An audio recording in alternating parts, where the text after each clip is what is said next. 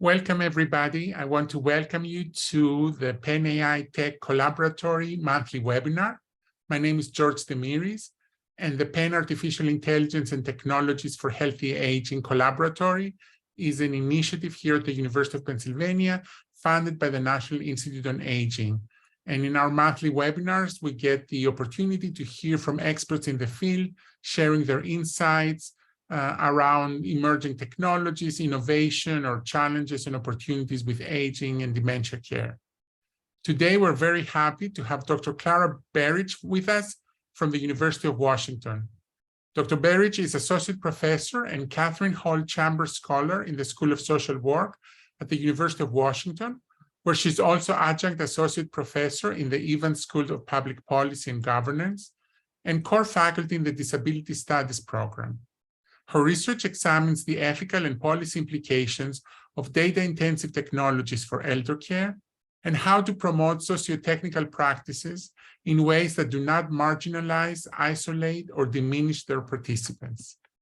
We will have an opportunity to ask questions and go into a Q&A. So if you have questions for Dr. Berridge, please use the Q&A box for your questions. And then towards the end, after her talk, we'll have an opportunity to discuss.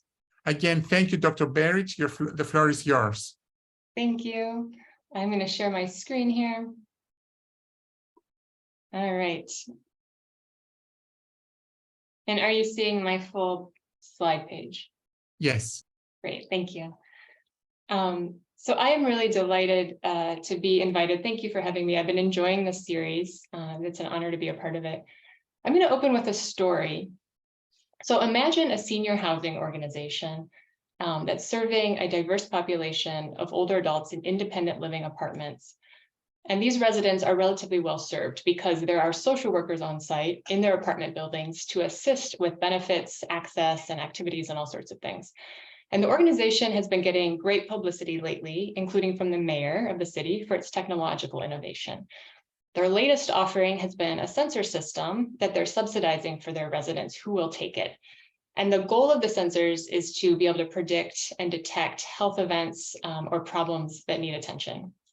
So the social workers have been enlisted to sell the sensor systems to the residents that they work with, but they're having a very hard time because the older adults don't want the sensors. Their success rate achieving adoption is a mere 2% of those who they've identified as people who are ideal candidates, people who are living alone, who maybe had a recent fall or another health event and maybe are feeling some fear and having some safety issues. And the social workers understand that many residents feel very indebted to them and have a hard time declining something that they're suggesting. And sometimes they accept the sensors to appease their social workers and then later have it removed. So they never had to say no. Residents are grateful to be there. After all, the wait list for this accessible, affordable housing is about 8 years. The social workers are feeling caught between management, who is pushing the use of these sensors, and the residents who have a right to say no. After all, this is independent living, the ethos of self-determination, right? It's a core social work value. But their management, and as organizational hierarchies tend to work, these are men in those higher level positions, are invested in the success of the sensor system. And so there's an unspoken quota that they'd really like those social workers to hit. By the time I arrive as a researcher to learn about people's experiences with this innovative sensor system, the social workers are dubious. They've had evaluators and press paraded through, and they know that this is supposed to be a success story. So in a private social worker staff meeting I attend, one says to me, "Wait a minute, you actually want to know what we really think?" And so I learned what they really thought. And some expressed ambivalence about the sensor system. Some were still hopeful that it could be useful, citing often verbatim the selling points of management. And many were ambivalent and skeptical of the sensor system approach to meeting the most pressing needs of their residents. So for example, this social worker said, "I'm an employee, but I also want to give you my perspective. Nobody wants to talk about the bad side. It's like that everywhere. Researchers too.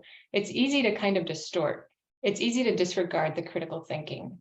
And I like this statement because she's implicating researchers too. We researchers are also part of this power web. And that social worker was speaking directly about the power of a discourse that researchers have critiqued as the aging and innovation discourse. which, as described by Louis Navin and Alexander Payne, have a rhetorical power. It has a rhetorical power that legitimizes very large investments in technologies for older people. Because aging is positioned as an imminent crisis that will affect whole societies, socially, economically, investing in technological solutions is positioned as a way to generate benefits on a societal, an economic, and an individual level. That's the triple win they're referring to. This "we're all winners" discourse is morally charged. It creates a moral high ground, and they claim that it thus becomes difficult to argue or disagree with. That is, there's little room for critical questions. The aging and innovation discourse can also leave little room for resistance or refusal by older adults. This quote is from a manager of that senior housing site in which 98% of residents declined the sensor system, a choice they described as irrational. And of course, interviews with these residents and the social workers who were close to the decisions revealed understandable reasons for non-adoption, which were not making it up the chain of power for serious consideration. What are those reasons why older adults might not adopt with enthusiasm? What's at stake in use decisions?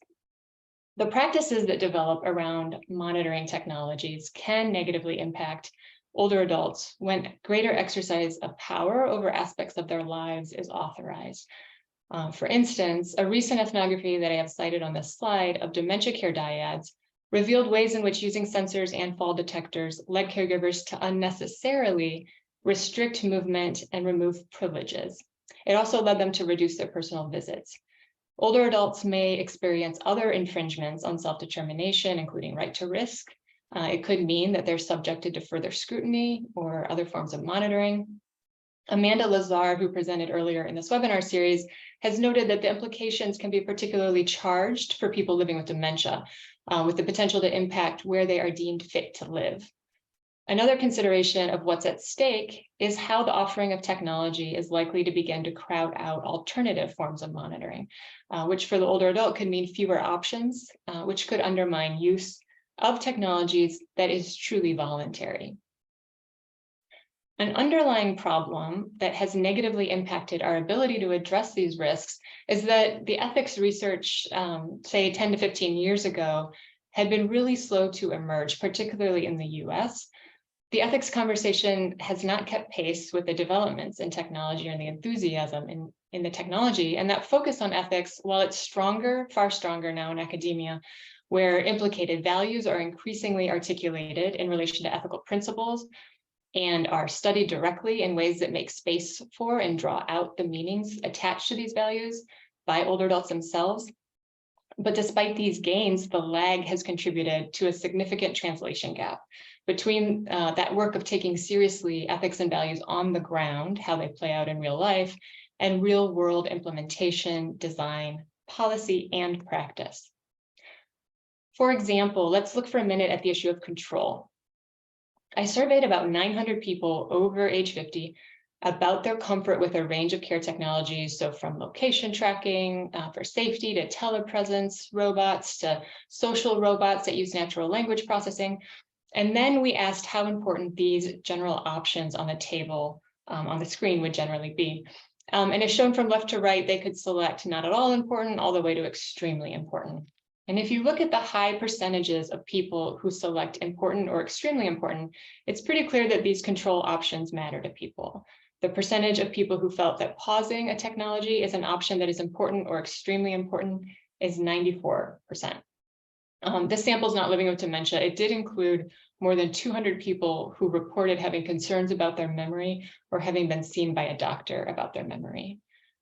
But we also have a study of people living with mild Alzheimer's disease answering very similar questions, albeit based on a much smaller sample of 29 people. And they were asked if they would want each of these options. And you'll see that these all tend to be desired by most of these participants. So enabling control and privacy options, even in technologies for use with dementia care, may be very important for person-centered care. Note that this sample, in this sample, we have 86% sure that they want to be able to pause a device.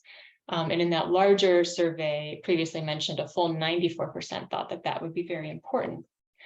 But there's a disconnect. That feature doesn't tend to be what people are getting in technologies designed to support aging in place. So opportunities for control that could support more empowering use are often not even designed into the devices. So it's unfortunately not as simple as saying to caregivers or care partners, make sure this person is aware that if they hit this button to pause a device when they want privacy, it'll automatically turn back on with a reminder beep in an hour, or something to that effect, right? That button usually hasn't been designed in. So in this way, the technology is entrenching paternalistic interpersonal dynamics. A caregiver who wants to empower their loved one is restricted by the technology itself. This is a form of digital ageism that sidelines the needs of older adults. Ageism obviously is about power. So this design level is both an example of and a contributor to asymmetrical power dynamics in technology use. Engagement with ethics has been a problem in design. Marcello Yanko found in a review that most dementia care technologies have been developed without consideration of any ethical principles. This is striking given how shot through with ethical issues dementia care is. And these technologies also have significant ethical implications and aspects. Others have worked to unveil the value-laden decisions that are made by designers that tend to become naturalized in the designs. Power is implicated in all of these decisions. You know, what's collected, what's excluded, how categories are determined, what behavior is allowed or prohibited before an alert is triggered, the very definition of the problem the data solution is targeting. So this is important because these technologies have a normalization function. People get placed into categories through use of technologies that rely on categorizations to work. They can become fallers, they can become at risk, they can be categorized as frail, aggressive, in need of residential care, untrustworthy reporters, and so on. So that's why when we talk about ethics and values, we also have to talk about power directly, and understanding power dynamics requires a stronger grasp of the context than what most people developing these tools have, if they're not working with interdisciplinary teams or engaging people who are directly impacted. My brilliant UW iSchool colleague, Anna-Lauren Hoffman, reminds us that ethical debate is not only about values, it should also be about how we account for certain non-ideal facts about the world. And these non-ideal facts in our context include the fact that not everyone is capable of giving informed consent or opting out. Oppression is obviously a non-ideal fact, but it's visible in structural ageism and ableism, and it plays out in paternalistic ways of providing care for older adults and people living with dementia. Paternalism characterizes a lot of dementia care, but so does abandonment. And both of these are certainly disempowering and non-ideal. As Navin and Payne wrote about in their critique of that aging and innovation discourse, digital technologies are sold under the umbrella of resource scarcity that also act to foreclose questions about the conditions of scarcity to begin with. Beyond what are the ethical aspects of care technologies, let's ask more directly, how are our technologies addressing or amplifying power imbalances, both social power structures and interpersonal power dynamics? One guiding question can be, is the locus of power shifted through a given technology or technological practice, or are ageist, ableist, or racist structures left intact? Racism being so relevant to our exploitative long-term care system and unequal access to quality care. In the rest of my presentation, I will focus on decision-making at the family level when a caregiver is considering the use of a particular device, but I will freely admit that this interpersonal level is probably the easiest place to intervene on power asymmetries. And of course, you know, the context in which those decisions, those use decisions are made and impacted by other levels of power, which are also at play. You know, the options that families have or don't have are not interpersonal issues. They tend to be structural issues. So while I'm about to turn to the issue of informed consent and shared decision-making, it's apparent that this is only one of many issues to illuminate in work towards ethical implementation. So we know that older adults are not likely to be the party driving adoption decision about care technologies. And that's whether they're living with dementia or not. Research on decision-making about care preferences in general shows that people living with mild to moderate stages of dementia are able to express their preferences, yet they're often not engaged in decisions about their care. And this problem and dynamic isn't unique to technology decisions, but it makes it all the more important to think about processes and implications of decision-making for technology use when an individual may be less likely to be consulted about it. There are a number of reasons why care partners may be unlikely to involve them. They may have faulty ideas about the person's capacity or interest in understanding a technology and being involved. Asymmetrical content knowledge and data literacy is certainly a problem for some more than others. Older adults continue to be digitally marginalized and are often more prone to misperceptions about data flows. This is an issue because, as you saw in our survey findings, people overwhelmingly wanted to know if a technology is being used to monitor them. So important ethical questions include, how much does one understand about what sensors their adult child has installed in their home or the residential facility is using? And do they understand when continuous data collection is occurring, who's receiving it, and for what purpose? Another reason people living with dementia might not be involved is because caregivers sometimes anticipate that they wouldn't be in agreement, and they might be right about that, actually. Studies have found differences between older adults and family members with regard to perception of need and comfort with the collection of various levels of data granularity, as well as different ways of balancing risk and benefits. For example, caregivers are likely to be more focused on safety in general, where an older adult may value safety, but put more weight than the caregiver does on autonomy or feeling free. In a dyad study I did of Meals on Wheels clients who were not living with dementia and their adult children, these dyads often express conflicting views about how and when location tracking and in-home sensors and web cameras should be used. Adult children felt that involving their parents in conversations and decisions about whether to use these kinds of technologies would be complicated. They underestimated their capacity to understand the technologies, and most felt that they would involve their parents minimally. And their parents, by contrast, who rated each technology less favorably, wanted to be involved in these decisions and made aware of technologies used in their care.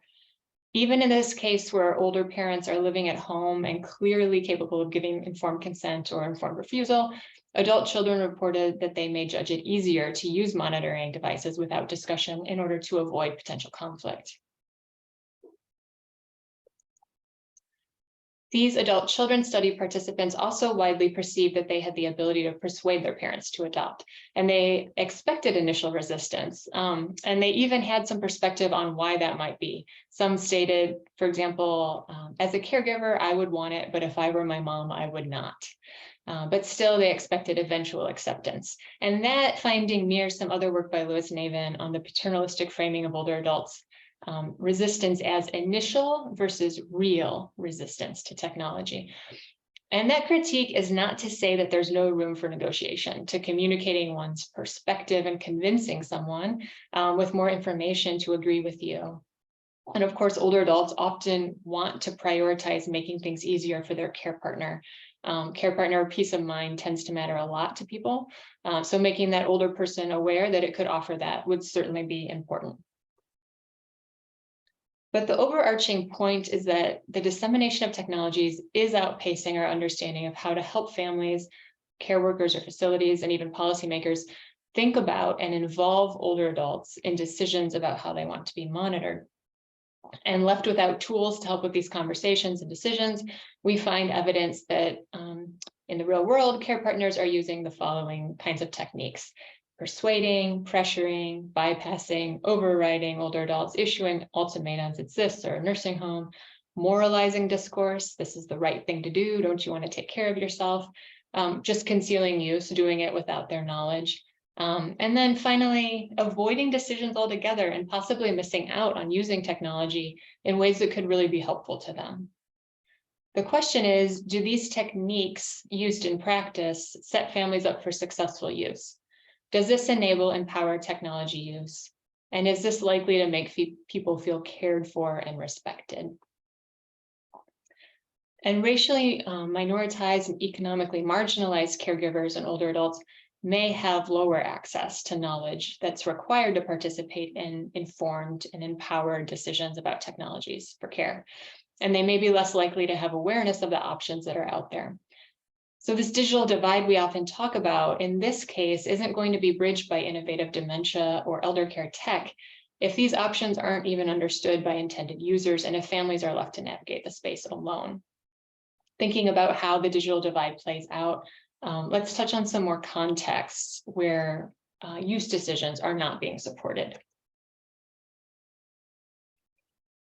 I was asked to present for Washington State's Adult Protective Services because monitoring technologies were being encountered in the field by their investigators, and it was raising a lot of sticky questions.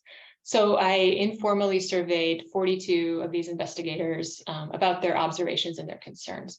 For those who don't know, APS is the service that investigates reports of abuse, abandonment, neglect, and exploitation of vulnerable adults, and that category includes older adults with conditions that impact cognition or dementia.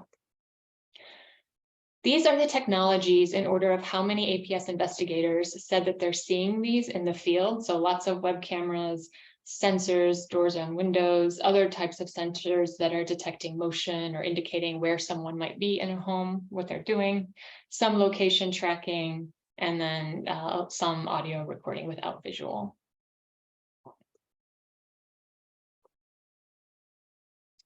And then I asked them what kinds of concerns they had.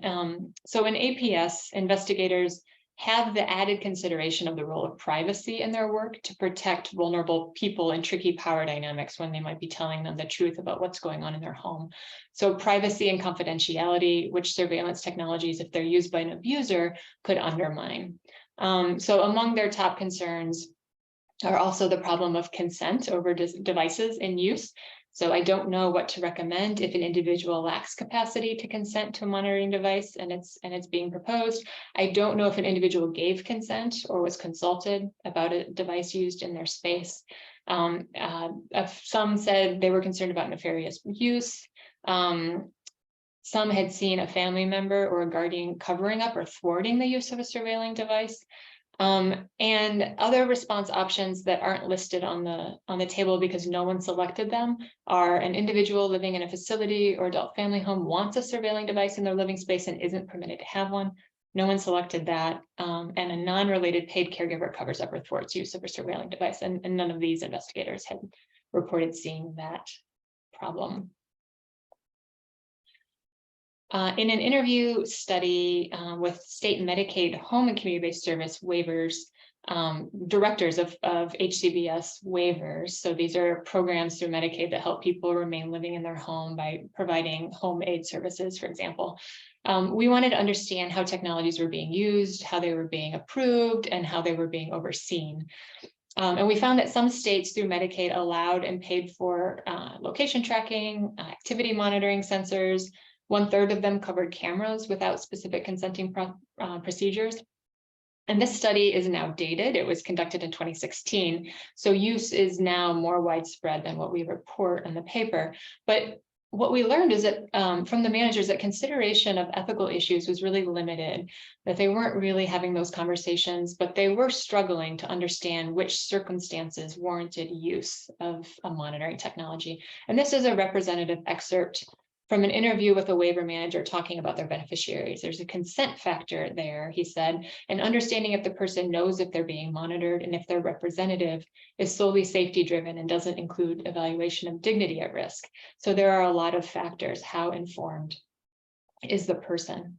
And the representative they're referring to is typically a family member who's seeking Medicaid coverage for a monitoring device. So Medicaid managers, care coordinators that work for them, and APS frontline workers who are encountering family decisions in the field have difficulty understanding how to navigate those, let alone make policy about it. Clearly, it's not only families who are left to navigate the space alone, but who are they left alone by? Like, who's actually responsible for facilitating informed shared decision-making and involvement by people, including people living with dementia, when they're living in their private homes?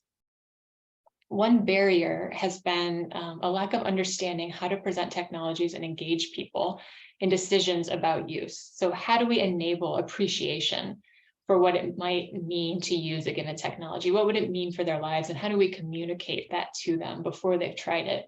That's a good scientific question, I think, for researchers to tackle. The tech companies are not presenting in a balanced way, of course, the ethical issues and risks because it could harm their bottom line, although I think an experimental study is called for to see if that actually would be the consequence. But anyone who observes marketing materials will notice that they often are actively veiling those issues and presenting the system only in a positive light. So in fact, families might not totally be left alone, right? They're getting a certain kind of promotional information from companies that have a certain investment. So in a domain expert study we did with experts in the US and Canada, enabling informed decision-making was identified as a way to address risks in dementia care technologies used in the home. And I'm going to actually skip those benefits and risks that they identified and get to the ways that they suggested to mitigate the risks. We had between 4 and 12 risks or benefits for each of the 12 technologies used in dementia home care. So to draw out practical risk mitigation strategies, we used this multi-survey process where we pooled those risks that were most common across the technologies. And then we asked our experts to tell us how to best address them. So their suggestions are categorized as follows. These are just high-level categories you're seeing on the screen here. They offered specific suggestions within each of them. And if you want to read about those in more detail, you can find it in the paper. But as you can see, they suggested that some issues could be mitigated by making different design choices or designing in new options for the user, like what I presented in the control options survey earlier. While other risks, such as security or use becoming mandated by, say, a health insurance company, may be best addressed through regulatory choices for direct-to-consumer technologies. And what's clear is that there's no catch-all solution. But I'm going to focus on the importance they raised of enabling informed consent. They suggested establishing informed consent as a process rather than a one-time event so that people could revisit their use. And because it's hard to fully predict how a technology will be experienced in practice, this idea that there would be opportunities to try them out and to make adjustments was recommended. The study really aligns well with other research that has identified the need to educate families about the technology's risks and benefits in a way that's accessible, that's clear, and it's actually meaningful to them. And that includes forward-looking consent processes before dementia might undermine informed preference formation and expression. So Let's Talk Tech is a new self-administered dyadic intervention that I developed with a great team, and we recently piloted.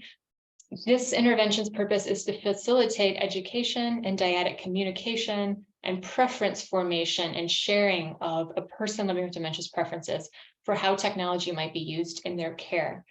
It requires no trained professional, it's self-administered, but it does require that at least 2 people sit down together using an internet-connected device to complete. So it's delivered in the form of a web app. It consists of education about 4 general categories of technologies, which could be added to, which I intend to add to later as things change and become more available. But these 4 different general categories of technologies collect diverse types of data, and that's why we chose them, because different kinds of data are going to have different, people may have different preferences or concerns or hopes about different kinds of data collection. So we're looking at location tracking, in-home sensors, cameras, and small companion robots. And it offers education about that, comprehensive assessment of potential benefits and risks that they pose based on findings from multiple studies over the past 5 years. And then it's presented in a clear way for them to consider. And it guides the dyad through a discussion about how people feel about what technologies the person living with dementia might want, under what conditions they might want them to be used. We're now publishing the pilot study findings with 29 dyads. Participants were enrolled at the University of Washington's Alzheimer's Disease Research Center's clinical core or their research registry, and they had a diagnosis of Alzheimer's disease in mild stage. And all but one of our dyads were spousal. The one that was not spousal was an adult daughter. So these are the outcomes that we were hoping to achieve. We wanted to improve the care partner's knowledge of the person living with dementia's preferences. We wanted the care partner to feel prepared to make decisions about using technology. We wanted them, of course, to understand the technologies better because that's required to form a informed preference. And importantly, we wanted the care partner to perceive that the person living with dementia understood the technologies better.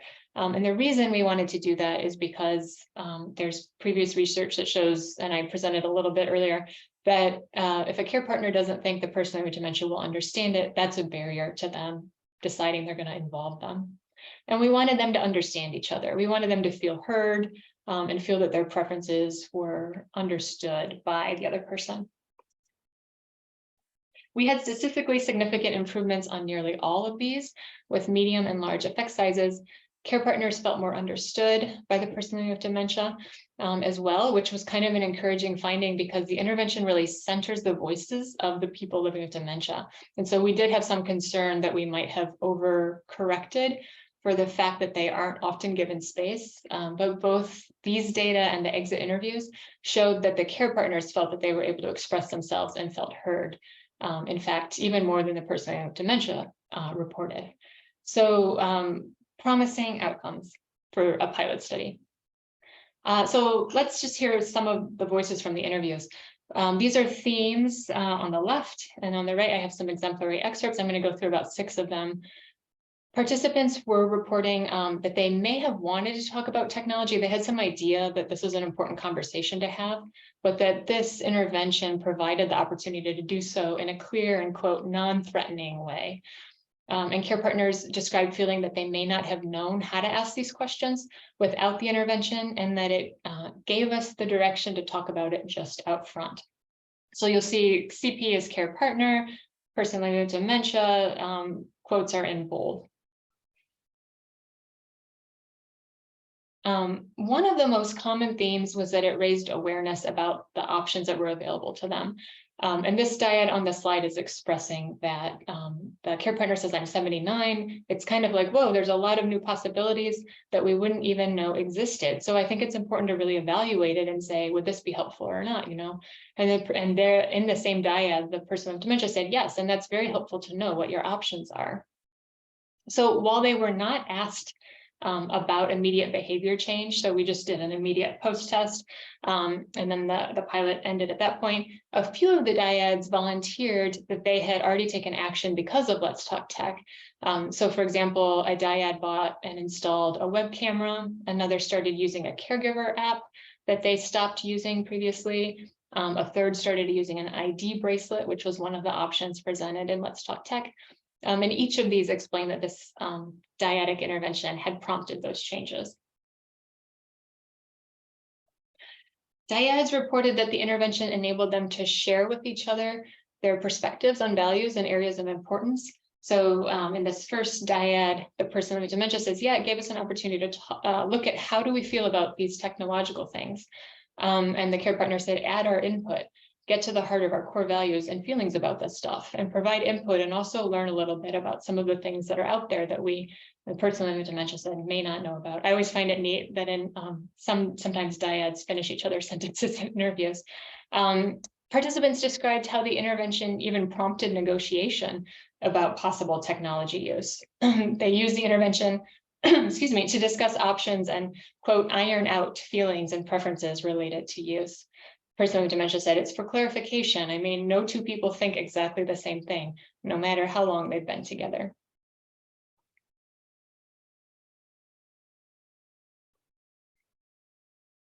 Care partners gain knowledge of what technologies the person would find acceptable or not. And care partners expressed sometimes feeling a sense of relief and comfort when they learned that a person would be open to either technology use or some of the alternative options that were presented. And in turn, people living with dementia sometimes reported feeling relief that technology or other options could help reduce burden for their care partner. And then they felt that they could be a part of that support by sort of giving them permission and talking through that, which is a neat finding. Another theme that's not presented on this table is that sharing information and preferences beyond the dyad was important to some people. For example, a care partner said, this discussion really needs to be a big family issue, not just the spouse. And some wanted to share their preference summary with adult children, kind of like an advanced care planning preference tool, medical providers, social workers, care workers. One care partner said, it was a great impetus for having that kind of conversation, because I always want to make sure that I'm on board with that, what the person with dementia wants, primarily because he's got 3 kids who are not my kids. And I'm smart enough to realize, even as close as we are, when push comes to shove, there could be issues. Families get rather dysfunctional in these situations. So others talked about planning to share their summaries with their adult children. My hope is that we can ease processes of doing that so we can simultaneously engage the wider care network. Because imagine if somebody has the preferences documented, maybe it's 2 older people, a spousal dyad, and they decide to share it with an adult child. This could be a way to wrap them in, to support them, to direct them to specific devices or solutions, and to help actually with using those new technologies, which we know is a big need. Okay, this table of just the first 16, because that's all that fit, of the 29 dyads, these are people living with dementia's preferences, specifically for use of some of these technologies. And it displays the diversity of technology preferences by participant. Each row is a participant. And the N means no, they don't want to use that technology. And the Y means they do, it's yes. And then the U means unsure. The reason I'm sharing this with you is because our findings indicate that people's desire for digital technologies used to monitor and support their care is not necessarily consistent across devices or data collection purposes. Preferences were very much technology specific, so no participant desired all of the feature technologies and only one rejected them across the board. So that supports an understanding that preferences will intersect with personal circumstances, with personal needs, with values, and negotiations within their families. And in fact, we assessed how people rated values, such as privacy and freedom, to do as one wants, remaining living at home, and safety. And we found no association between how important each of these values was to the person and their technology use preferences. This actually checks out against my previous interview research with a range of older adults. You know, I've interviewed people who emphasize about how important privacy is to them, but then they'll express that they're totally comfortable with activity sensors in their home, but they found location tracking outside of it completely unacceptable, which is a bit surprising. Or values and relationships intersecting in unexpected ways. For example, the person living alone without a primary support person, who describes herself as very independent, fiercely independent, who told me, I would love it if someone cared enough to watch my life on a camera. I presented this work recently at a conference where a research team was approaching this problem from a different angle and trying to create categories of older people based on how much weight they place on certain values. And then they wanted to use that to predict preferences so they could line up appropriate technology use. But our findings of no association between values ratings and technology use preferences might indicate problems with predicting satisfied technology use by mapping values directly onto technology choices. So I think perhaps what is actually most needed is conversations directly with people, the person that one is tailoring use to, whenever possible, before dementia undermines preference communication. In other words, I think we need to think very carefully before jumping to automating value mapping to decide about technology use for individuals, given how highly contextual and grounded in relationships and experiences preferences tend to be when you actually ask people.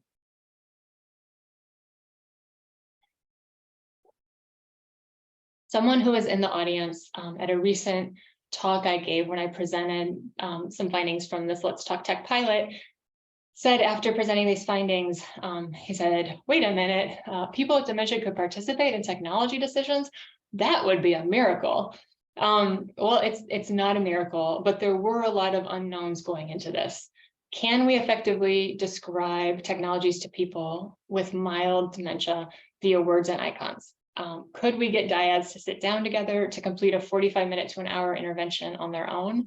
And because the HCI research on web app development for dementia is still in early stage, We weren't even sure that our interface or design, our accessibility choices were going to work for people.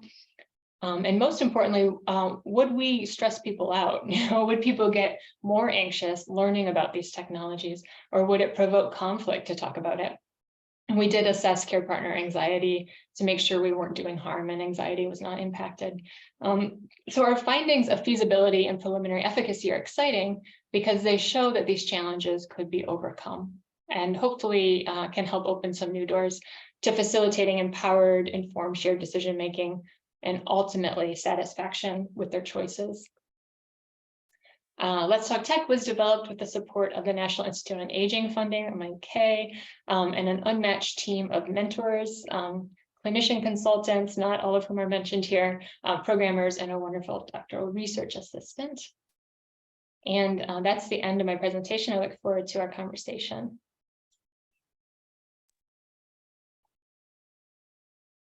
Thank you so much, Dr. Berridge, for this really great presentation with lots of insights that give us lots to think about. I want to remind our audience that they can enter their questions in the Q&A box, and I've already seen some questions there. The first question we got is coming from a developer's perspective and maybe the industry's perspective. Often the children of those aging in place, as the one who gives the money, request features that eliminate privacy for their parents. How would you suggest handling these power and control issues? If we add the capability to shut off the system to the parent, the child might not buy the system. Yeah, that's a great question. I don't know how you would address that. I think that I think it's important to, there's an important education element for the care partner, right? One thing we found in this intervention is that in the conversation, in being presented with some of the prominent research identified implications, both positive and negative, of using the technologies, the care partner came to understand, oh, there's this other perspective. And then they talked to the person and heard from them, this matters or that doesn't matter. These are the important things for me. They reached a new level of kind of understanding, and then I think could differently weigh some of those value tensions in their decisions. So I think there is a role for the companies to play, or the developers to play, and figuring out how to educate the care partners so that they can understand what might be at stake in these use decisions, and hopefully that could help avoid conflict. Also communicating the importance of enabling, of actually engaging the person living with dementia, that would be really important to do. In terms of the developer, I think, so I have a recent paper called Control Matters in Elder Care, Evidence and Direction for Designing it In. It's in DIS, Designing Interactive Systems Conference Proceedings, 2022.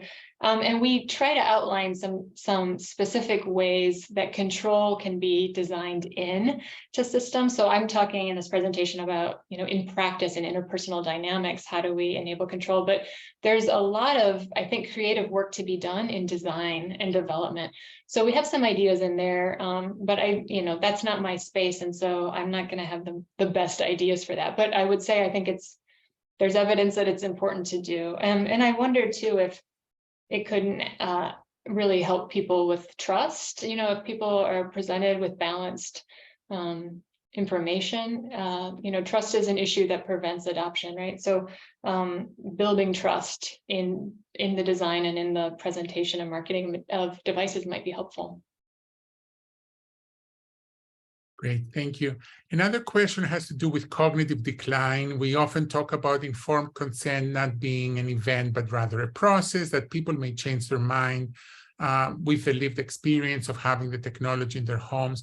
How can we factor in cognitive decline and the fact that a person may actually not be over time able to weigh the risks and benefits the way they would have maybe years ago, and maybe that cognitive decline affects their decision-making process as they live with technologies?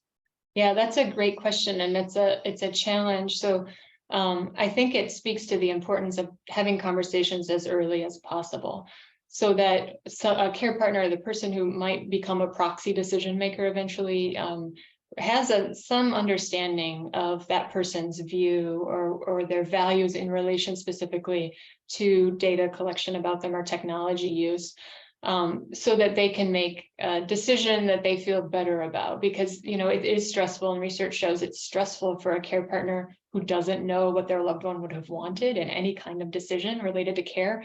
It's stressful when it's a bit ethically fraught, and as this use is, you know, I feel guilty or bad that I'm using this on my dad, and I don't know what he would want. So having the conversation early is ideal. And I don't have an answer for when it's too late to have the conversation. But I think, again, helping the care partners understand the implications could help with their decision making. Thank you. The next question is kind of related to the consent process and has to do with the complexity of technologies. New technologies come out that are more complex and difficult to understand, even for tech-savvy people. So how do we explain to older adults and their families how technologies may work and what the risks for privacy or data breach may be if those terms are really complex and require a lot of digital literacy, if you will, to comprehend? Yeah, that is the million-dollar question. I think most of us don't understand fully how AI works and machine learning and how it's even being used with us, right? So it's not really just an issue for older adults who might be a little bit behind that knowledge because they haven't worked, in a place where they've got tech support to help them understand new technologies, or where they're encountering things or have a reference for what AI might be. I think we really need to, I actually think this is a responsibility for gerontologists to be more transparent. So this is just one aspect, be more transparent in the language that we're using. AI doesn't mean a lot to people. We often describe technologies in passive ways, but I think, so-and-so or X is collecting X information to do Y, I think just like being clear about what is actually meant, because there's a lot of sort of obscure language out there that isn't really helping anyone. Most people, and not just older adults, most people think AI is smarter than they are and don't get it. So this is a really important, if we care about data literacy and equity, this is something we really need to be tackling.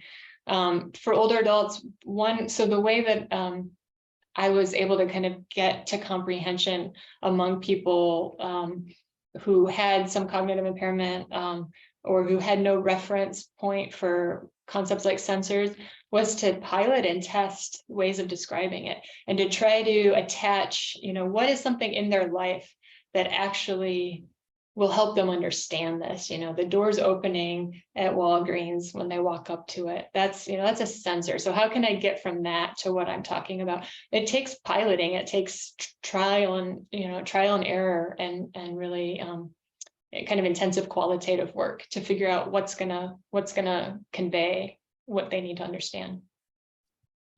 Great. We have a question in the Q&A box. Were any of the technologies that you assessed active rather than passive in terms of interaction model? Oh yeah, good question. I think in some way, so let me think if I don't want to overlook something. I think companion robots are probably the most active. They're certainly interactive. So somebody's aware that they're talking and listening and, interacting with something. They may not be aware they're passive, and that they're often also collecting the data that's coming in, the video or the audio input. And the person might not be aware of that, but they're interactive. But I didn't assess actual use and experiences with actual use of that. And I think it's important, and I started this work focusing specifically on the more passive systems, because those are the ones where people can be using them without knowing they're in use, or they're being used on them maybe and they don't know it, and that they could shift the power dynamic, or who's in control, right? They're not requiring something of the older adult. They're not requiring that the older adult knows they're being used or how they're being used. Great. The next question is, do you have any comments on the intersection between cognition and cultural competency? Specifically, do you have thoughts on design, access, and preferences for technology in marginalized communities or groups that have been historically disadvantaged? Yeah, I don't have great insight on this, but I can say that the insight I do have is that we can absolutely expect there to be some differences. Partly because, values are cultural commitments, and there are values at play in the use of technology. So in one study I did where we had a very diverse people, a lot of immigrants from various, I think we had 12 countries represented. And this was use with sensor system. We found very different experiences with them that were context specific. And so, the meaning that a particular group placed on not burdening their children, for example, or the meaning that they placed on even not wanting to necessarily prolong life when the time comes, or the concerns people had because of past traumas with surveillance and overreach by the state. I mean, all of these things play in, and I think just in the US context, not with immigrant groups, different, I think, racially marginalized groups, for example, are probably going to have some concerns. I think concerns about privacy, especially when you have maybe communities where it may not be their own concern, but that family members and loved ones and friends and family may be implicated when technologies are collecting information about their space. So I think it's important. I think this is kind of a very, very critical need area where we need a lot more research to understand that better. Another question has to do with family conflict. In a lot of the work you presented, you talked about the dyad, the primary family caregiver, and the patient or the older adult, the person at home. Have you done any work or have any insights in terms of family conflict when there's more than one caregivers involved, and they may have competing or misaligning values or preferences? Yeah, I haven't specifically looked at that, but it's come up in my research, and it's a huge issue. Anybody in gerontology or social work who works with families will tell you it's a constant issue. You'll have conflict, especially between adult children, about what the best course of action is. And so I think I've seen it in which somebody who was the decision maker, right, they were the formal power of attorney, but had siblings, were in disagreement about use of sensors and cameras, and that caused tension. So I think what's neat about the possibility of documenting the person living with dementias or an older adult in general's preferences is that can then be shared, and it could be sort of a way of communicating. So here's what I based my decision on. If it's a proxy decision maker, here's what mom wanted. Let's use this as a basis to have this conversation. So I think that it could potentially help, although we haven't studied that. The next question has to do with caregivers also, and it's about caregiver burden. So do you have any thoughts about how the introduction of technology might actually increase caregiver burden in some instances, because caregivers will be the ones asked to learn to use the technology or deal with the data they generate? Yeah, that's a good question. And that's something that has been raised in the literature quite a bit. And in particular, kind of the medicalization of the home space. And so if we are moving data collection out of the clinic into the home, somebody needs to be responsible in the home to know how that works, to set it up, maybe even to monitor it. So in a way, not only could that have an impact on what the home feels like for anybody in the space, not just older adult, but the responsibilities that are put on a care partner. And I think that's an issue because we're relying increasingly, given population change, on family caregivers and unpaid help. And we're providing tools and we're hoping to support them. But I think looking at how are they experiencing it in reality is the important question. So the intention may be there. It may seem like this could help, but I think doing the research of the actual experiences is where you learn, how does a person actually experience it? Are they now at work looking at their phone every 10 minutes because they're concerned they're going to get an alert and they're sort of hyper aware of the risk? Or is it giving them peace of mind and they can go on a vacation? So those are questions that just have to be asked, and they're going to have a lot to do with specific context, I think. Related to that, we have a comment in the Q&A box. I wonder if more information increases guilt. The caregiver will be getting more information and not all of it will be actionable. Yeah, so the sort of that burden of there's information coming through, like my loved one is declining maybe, and what am I supposed to do about it? You know, maybe the person could use a hand when you're at work. Maybe they could use a home aid, or in our findings where we present we don't call them alternatives because they could be used in concert with technologies, but options like, you know, if the concern is getting lost, maybe I want to go for more walks with people, or maybe I want more phone calls from friends or family, that would be helpful. Now, caregivers would say, okay, they selected that and that's all well and good, but who's going to get these people to participate in their lives? You know, we know that especially with dementia, it becomes rather socially acceptable to withdraw friendships and to stop checking in on people. So it can leave the caregiver very isolated, or care partner very isolated. And so, yeah, they may be left with more knowledge and more stress about things that they might not have the resources for. Now, ideally, it would connect them with the need for resources and the access to resources, but that can't be assumed in our system. Well, I know we're running against the hour, so if you have not gotten your question answered in this chat, please feel free to email Dr. Berridge directly. Again, Clara, thank you so much for joining us today and for this great presentation. And I want to also thank everybody for attending our webinar today. Our next webinar will be in January 5th, and our speaker will be Dr. Daniel Capurro. So I'm looking forward to seeing you all then. Thank you again. Thank you.